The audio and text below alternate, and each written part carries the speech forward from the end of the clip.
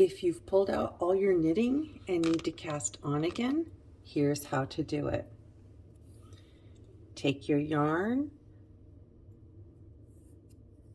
going to hold it across both hands. So this is your slip knot.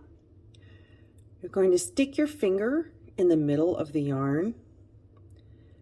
Wrap the yarn around your finger so it comes from the top to the bottom. And then twist your finger so your finger's pointed up.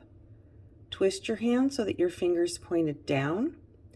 And that makes the yarn cross over itself. So it's going to cross. Hope that's showing up there. Cross. You're going to grab it between your thumb and forefinger. So you've got the yarn, comes over the top, down to the bottom, twist, stick your other pointer finger right at that X, hold it with your thumb. Now you see this strand is crossing on top. That's the same strand we're going to, so bring your finger out of the loop. This is the same strand we're going to bring up from the bottom and pull through in a loop, because this is the loop we want, the one that's in my left hand. Drop what you've got in your right hand and pull down, and there is your slip knot. Put your needle through the slip knot and pull so that it's snug on the needle. We're going to do a knitting on, cast on. This is just like the knit stitch we've been doing. The knot from your cast on is going to be on the inside of your needle.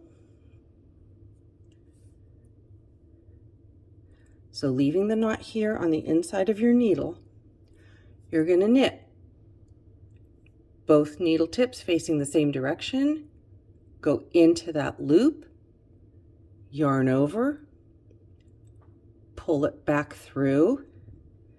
The difference is this time, because we're casting on, we're going to pull that loop up and put it on the other needle. We now have 2 loops on our needle. To do the dishcloth we're currently doing, we only need 3. So we're going to do that again. Go into the newly made stitch, knit it, add that stitch to the first needle, and there we have our 3 stitches. And now we don't even have to turn anything over. We just start knitting. So this first row is going to look like same thing we just did. The difference is we don't add it to this needle. We leave it on the second needle and drop the first stitch off the first needle. Knit the second stitch, do our yarn over, knit the third stitch, and we have our first row done. Second row, remember, is we're going to knit until 2 to the end, do our yarn over, knit the last 2 stitches. And you know what to do from here.